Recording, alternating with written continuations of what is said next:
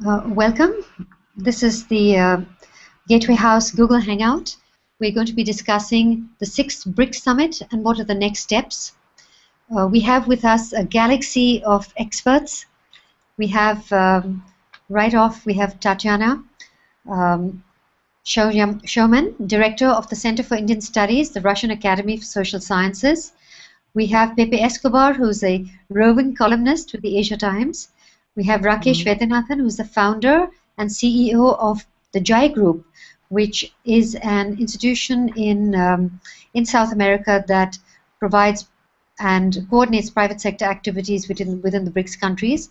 We have Sriram Cholia, who's the Dean of the Jindal School of International Affairs, and we have our own Head of Research, Akshay Mathur. Welcome, everybody.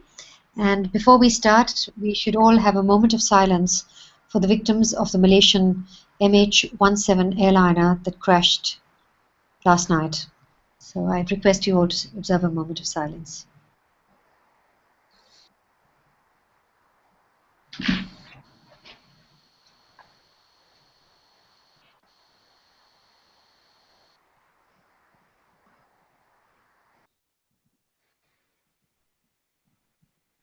Thank you very much. We'll start with Pepe Escobar has been at the BRICS Summit in Fortaleza.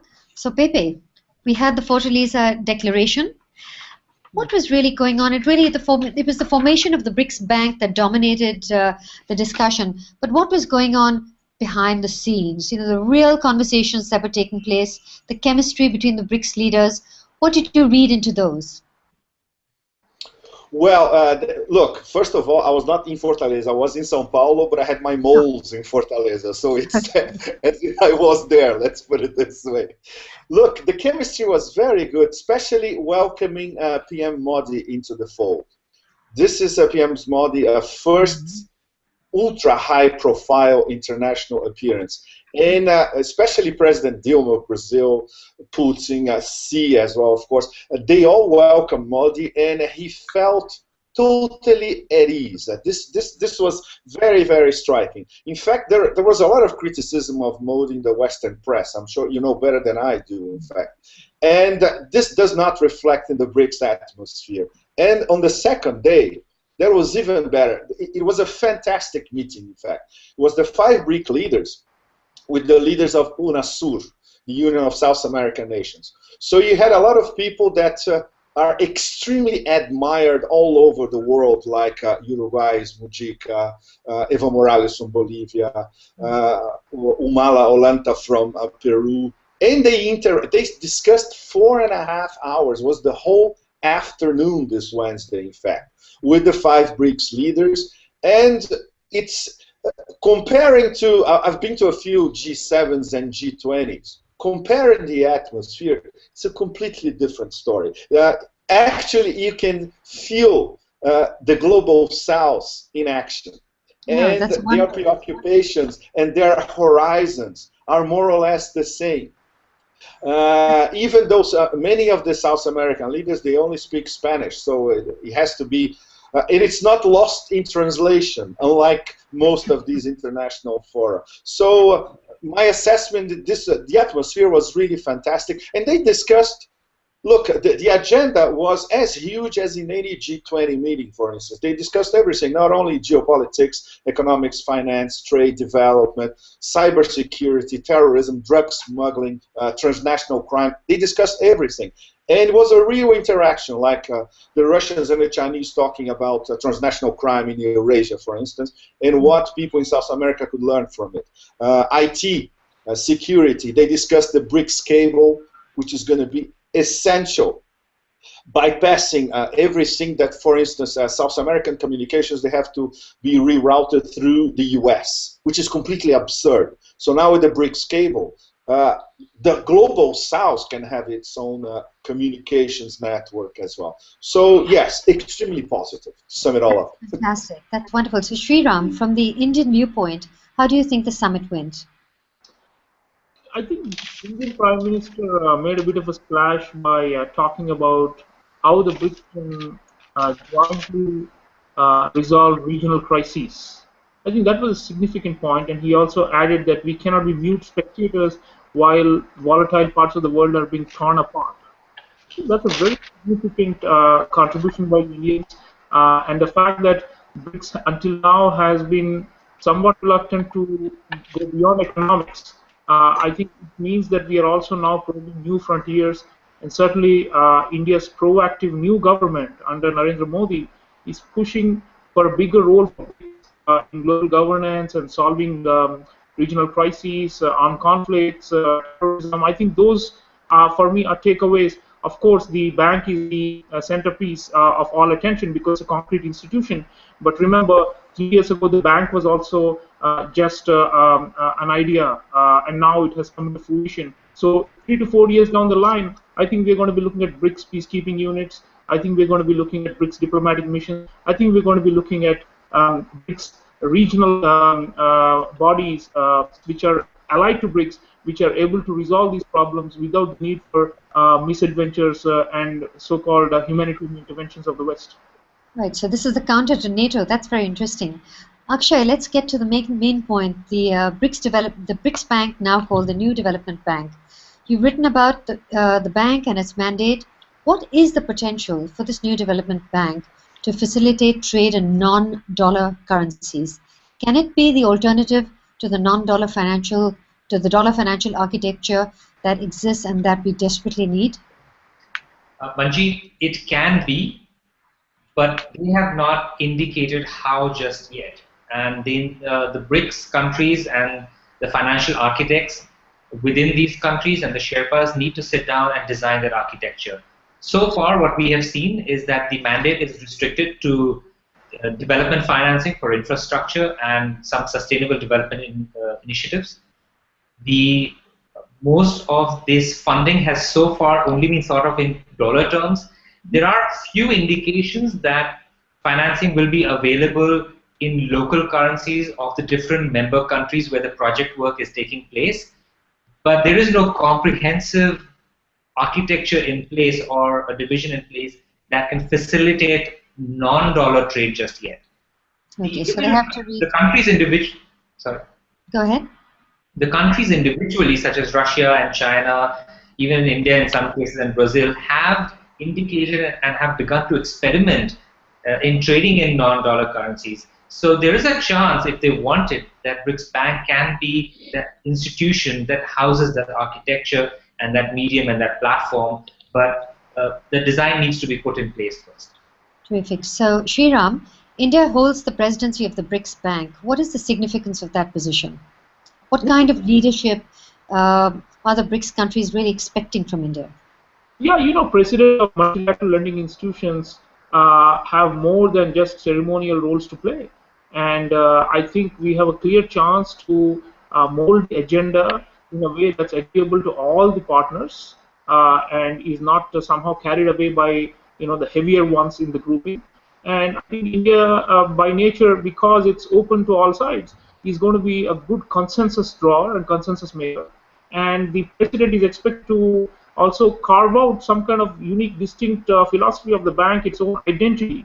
And I think the president is going to be, especially founding presidents, are like the face of the institution. So I think it's great that an Indian is heading it, and we will expect that it is not only reflecting Indian national interests, but creating some kind of collective identity and collective philosophy for the whole entity as a whole. Terrific.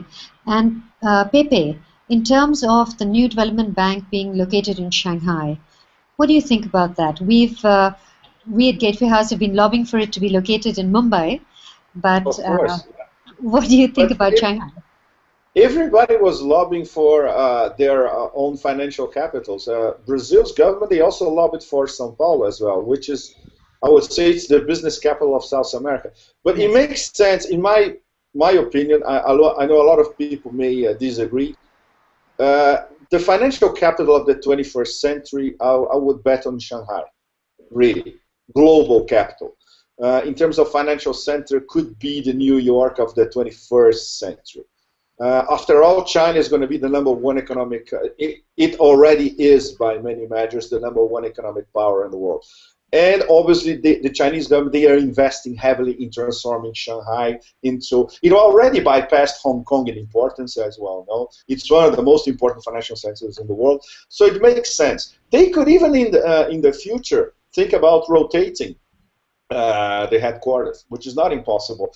Considering the mechanism, I was struck by the decision mechanism inside the BRICS. Unlike the IMF, the World Bank, the European Central Bank, all those Western mechanisms which I covered over the years, it struck me as very democratic. Of course, there is horse trading. Of course, there is lobbying. It's normal. But in the end, the decisions are reached by consensus. And the fact that they are trying to incorporate the African Union, the Union of South American Nations as well, into the fold, and they are saying that in the long run, the BRICS themselves are going to be expanded. Before South Africa joined, they were talking about Turkey. They were talking about Indonesia. In the near future, we can have Turkey, Indonesia, South Korea. We can have Argentina, which was mooted this year as well. So the BRICS can become a sort of G20 inside the G20. And their weight inside the G20 is already huge, as we've seen, especially in the past two G20 meetings. So it's not such a big deal. No, the horse trading inside it, it's not, I would say, NATO-minded on a war foot. Okay, so Tatiana, among all the BRICS countries, India and Russia are the oldest friends. How has that, will that old friendship, will that strengthen BRICS, be the glue that keeps it together? How will that play out? I think that really the BRICS, when it has been organized, or not organized, but created, this group, based on mostly on the bilateral relationship which has taken place between the countries of that countries who are interested in that. And I think you're right, I agree with you, that the basic relationship between India and Russia, they became the very important factor in created this group. I think that it is really very important, and I think that in this BRICS session, it was the first meeting of President Putin with new leader of India. And it will not be the big secret if I say that during the pre-elections campaign and elections, in Russia, the people were thinking what kind of party will lead for next 5 years at least. And we had the experience of our relationship with the Congress Party, and we have the good relationship with BJP. Because if we are talking about, for example, the strategic partnership declaration, it had been signed in 2000 by the President Putin and Mr. Vajpayee, who was the Prime Minister of that time. And at the same time, we should remember the events of '77, when Indira Gandhi lost elections, but in spite of them, relationship between India, BJP government of Janata Party at that moment, government of India, we had also very good relations. So do you think the two countries will be able to strengthen? I think that I hope. I think that it seems to me that a new Prime Minister, Mr. Modi, he is very much oriented on the economic development of the country. And I hope that he will draw attention on the development of economic cooperation between Russia and India. I think that we have a lot of resources for that. We should improve this relationship. And I think that we have very good base for that. in nuclear energy, in trade. Trade is very limited, unfortunately, till now. But I think that we have reserves, and I hope that it will develop in the proper way. And how do you think the Ukraine crisis has played out in the BRICS, Tatiana? Sorry, Ukrainian crisis. Yes, the Ukraine crisis. Yes. Ukrainian crisis, of course, it's not discussed in the BRICS meeting. If you have a look on the resolution of the document, final documents, that is point 44. 44 that countries of BRICS express their deep concern with the situation in Ukraine.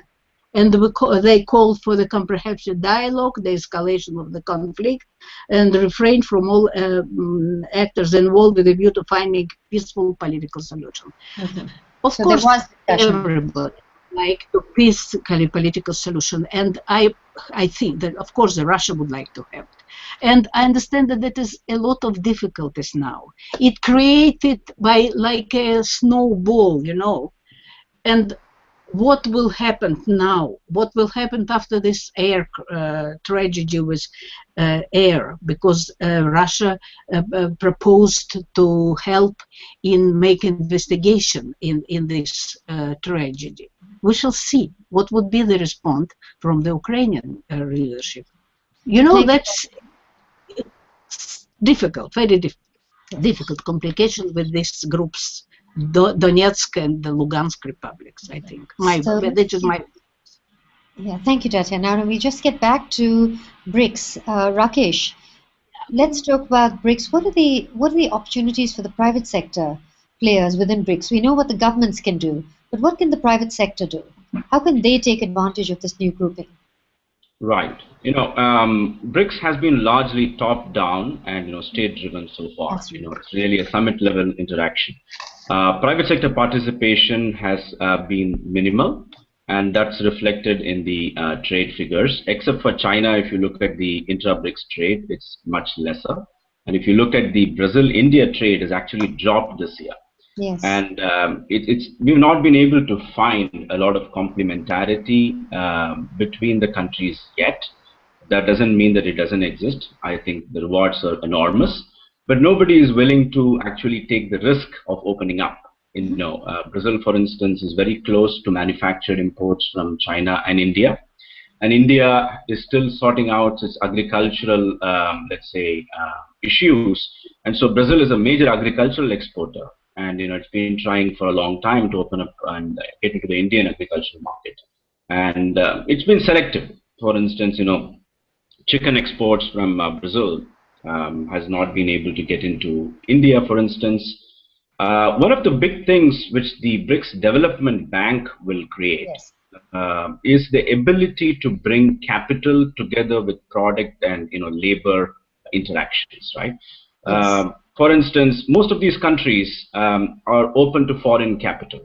They're not open to foreign trade in the same way they are open to foreign capital, right? And the Chinese have an issue of investing and bringing in their own products and their own labor, and Chinese are really looked at in Brazil as well as in India as an economic threat to their local industries. Mm-hmm. And for that reason, Chinese capital is highly politicized, and it's not able to really leverage the benefits of the reserves they have. So it's a smart move for China. How will the BRICS Bank help, Rakesh? The bank will help because, for instance, lots of Indian companies lose project exports within Brazil because the local development bank specifies local origins for large Brazilian projects. A BRICS bank could allow, let's say, BRICS countries to bid for some of these projects, and at least a certain part of the project, infrastructure projects financed in all these countries, could have access to the BRICS supplies, which will allow, let's say, India, which cannot really match the clout of China in Latin America or in Africa, to also get the benefit of Chinese capital. The other opportunity is, Brazil has a lot of know-how because Latin American countries have a very high rate of urbanization. If you look at Latin American urbanization, it's 85% or above, compared to Asia, which is less than 50%. And if you look at United Kingdom, the per capita GDP of United Kingdom is about $60,000. and Latin America is about $15,000. But the urbanization rates of UK and Latin America are the same. Yeah. So India has a lot to learn from the experience of Latin American urbanization, whether in waste management, popular housing, banking inclusion, but none of these ideas, or really, Brazilian companies are too timid. They really don't want to go to Asia and take the risk of developing an Asian market.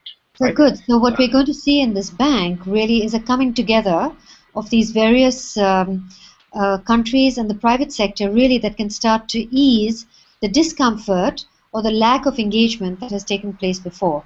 And perhaps that we will see the formation of a few maybe BRICS funds, venture funds that can raise, that can help the private sector raise money. I'm going to move on to Akshay. What do you think? There's been $100 million currency reserve arrangement, and it's been likened to the BRICS version of the IMF. How will this help the BRICS economies? And going forward, how should this currency reserve arrangement be designed to economically assist developing countries around the world? Just like the BRICS New Development Bank, the currency reserve, the contingency reserve arrangement for $100 billion was also conceived about 2 years ago, and they formally announced it at this summit, at the 6th summit. The first point there is that it is actually a reserve arrangement, which means it's $100 billion, where the 5 countries have not contributed equally. They have China is giving about $41 billion. Russia, Brazil, and India are giving about $18 billion, and South Africa $5 billion. So it's disproportionate. Second thing is that it's not a contribution towards a fund, it's only a promise towards a fund, which means that the money actually stays with the countries until another country in times of crisis asks the BRICS forum for help. So in times of a balance of payment crisis, India or Brazil can ask for some liquidity, some funds. For bailout, right. And third point is that it is an IMF type of arrangement in the sense that countries can ask for funds in times of crisis, but only in this case, only about 30% of the funds will be given out to that country without any conditions. But if they need more funds, the rest of the 70% will still be tied to IMF. It's called linked with the IMF. And the reason they have done this, as many other funds do this, is because IMF still has the apparatus and the structure to monitor and to engage with different countries to get them out of a crisis. So these are the 3 points to remember when we talk about this crisis fund going forward. Thank you, Akshay. And Pepe, since I started with you, I'm going to let you have the last word. How do you think this is going to play out in the West? Just now, everyone's preoccupied with the Ukrainian crisis. Once the dust settles and they're able to understand that there is a serious, strong southern grouping that is ready to challenge the established order, how do you think it's going to play out? What are the tricks they're going to use to try and undermine it? Well, the first reaction from the U.S. State Department was the proverbial risible reaction. We are not worried about it. This means they don't even know what the BRICS Development Bank is, in fact, And the coverage in American media especially has been negligible or zero, for that matter. The thing is, I think this is, in geopolitical terms, is as important as in economic and financial terms. This is the global South in action and agglutinating other global South countries as well. It's the beginning of a long road. Don't forget that reform of the IMF has been on the table for years. It's blocked by the US Congress. The last time it was blocked was April this year. It will never pass. The Americans and the Europeans will never relinquish their stronghold on the IMF and the World Bank. And this, talking to IMF officials, which when I was in Washington I used to, in fact, they recognize it. The guys who were working inside the IMF admitted, and even Dominique Strauss-Kahn, when he was trying before his stupid scandal, He was trying to reform the IMF from the inside, and he was blocked by the Americans all the time. So now the BRICS, finally, they got their act together. And this is the beginning of a long road. I would say that we should have more development banks, in fact. This could be just one among many in the future, and especially helping in the industrialization of Africa, for instance, which is something that I think they're going to do it in the long run, and integration projects in South America, for instance. For instance, finally, they're going to build a railway from the Atlantic to the Pacific in South America. This is something that's been on a drawing board for 50 years, and it's going to take the BRICS Development Bank to That's a very interesting point there, Pepe, because I think if you look at the U.S. railroads, they were actually financed by, the consumer countries in Europe. J.P. Morgan actually, funded through railway bonds, and that's really repeating itself. The world, the consumer countries like India and China are going to build infrastructure for logistics of commodities. The other thing on IMF is that, the pension funds in Europe are in great trouble because of the aging, and they really cannot let go of the IMF because as a percentage of GDP, the pension wealth assets in Germany and France are somewhere between 7 to 13%. And there will be a lot of macroeconomic crisis in Europe, and if they let go of IMF, they will not be able to fund their macroeconomic issues. So, well, this seems like as you said, this is the beginning of a long road. The beginning of an optimistic partnership. There will be hurdles along the way, but I think that it seems, Tatiana, as you said, all the leaders are willing, they're strong, there are old friendships that can support this institution, and we look forward to new beginnings. So thank you all. Thank you, Tatiana. Thank you. Thank you very much. Thank you, Rakesh, Ram, and Akshay. Very nice talking to all. Thank you. Very nice. Nice being with you all. Thank you. Bye-bye.